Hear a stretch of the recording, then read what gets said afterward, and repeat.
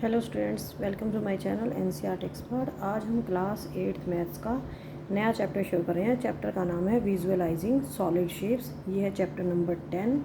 आज हम करेंगे do this on page 153, match the following. हमें कुछ फिगर्स दे रखी हैं, हमें कुछ शेप्स दे रखी हैं, हमें बताना है कि वो किस टाइप की शेप है और उस शेप का नाम क्या है। सबसे पहले वाली शेप देखेंगे। यहाँ पर चारों साइड्स बराबर हैं, ठीक है। तो ये शेप 2D शेप है और ये है एक स्क्वायर जिसकी सारी साइड्स इक्वल होती हैं, वो स्क्वायर होता है। सेकंड फिगर है, ये एक 3D शेप है और इस शेप का नाम है कोन। आइसक्रीम का कोन तो देखा ही होगा आपने, बर्थडे कैप, आइसक्रीम कोन इसी तरह के होते हैं। थर्ड है सिलेंडर, ये 3D है।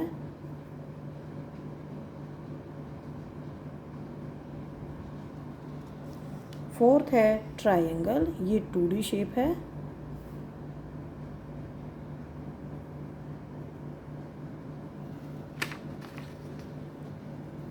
फिफ्थ, ये 3D शेप है और ये एक क्यूब है। ये सर्कल है और ये 2D होता है।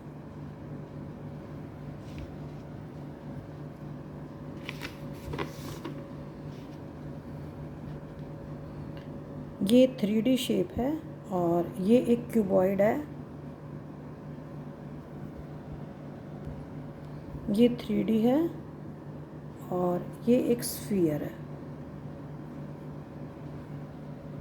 तो आपको पता होना चाहिए कि 2D और 3D में क्या डिफरेंस होता है।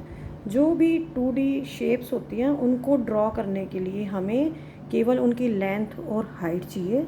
जैसे यहाँ पर ये जो स्क्वायर है, इसको बनाने के लिए हमें दो ही चीज़ें चाहिए, लेंथ और ब्रेड्थ। इसी तरह से यहाँ पर जो एक ट्रायंगल है, इसको बनाने के लिए हमें सिर्फ यहाँ पर जो साइड्स दे रखी हैं वो ही चाहिए।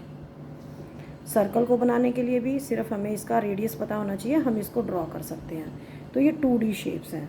लेकिन जो कोन है, सिलेंडर है, क्यूब है और क्यूबॉइड है, स्फीयर है, ये सारी की सारी 3D शेप हैं। इनको ड्रॉ करने के लिए हमें लेंथ चाहिए, ब्रेड्थ चाहिए और तीसरी जो डायमेंशन होती है वो होती है हाइट, वो चाहिए। जैसे आपके सामने ये क्यूब रखा हुआ है, ठीक है।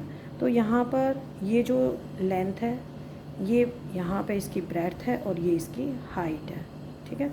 तो इसको अगर हम पेपर पे ड्रॉ करेंगे तो हमें 3 डायमेंशंस की नीड होगी। इसी तरह से ये जो मैच बॉक्स है, इसको अगर हमने पेपर के ऊपर ड्रॉ करना है तो हमें इसकी लेंथ चाहिए, ठीक है, ब्रेड्थ चाहिए और ये हाइट चाहिए, तभी हम इसको ड्रॉ कर सकते हैं। लेकिन अगर हमें स्क्वायर ड्रॉ करना है तो हम केवल लेंथ ब्रेड्थ से ही ड्रॉ कर सकते हैं। तो ये होता है मेन डिफरेंस 2D और 3D शेप्स में।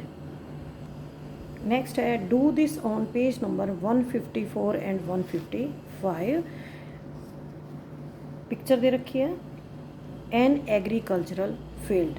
एग्रीकल्चरल फील्ड इस तरह से दिया हुआ है, तो हम इसको क्या शेप लिखेंगे?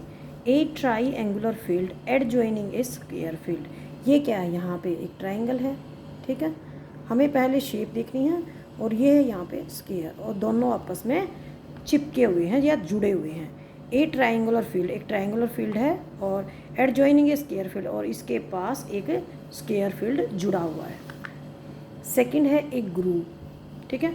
ये शेप है इसकी, इसको हम क्या शेप नाम देंगे? इस शेप को हम क्या लिखेंगे? एक cone taken out of a cylinder.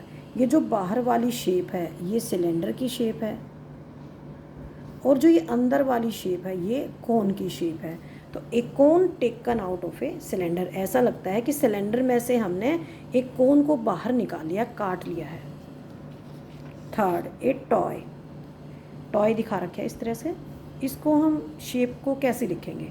A hemisphere surmounted on ए कोन। ये यहाँ पे कोन है और जो ये बाकी का पोर्शन है ये क्या लग रहा है आपको? हेमिस्फीयर। स्फीयर का हाफ जो होता है वो हेमिस्फीयर होता है। ए हेमिस्फीयर सरमाउंटेड ऑन ए कोन, एक कोन के ऊपर हेमिस्फीयर रखा हुआ है।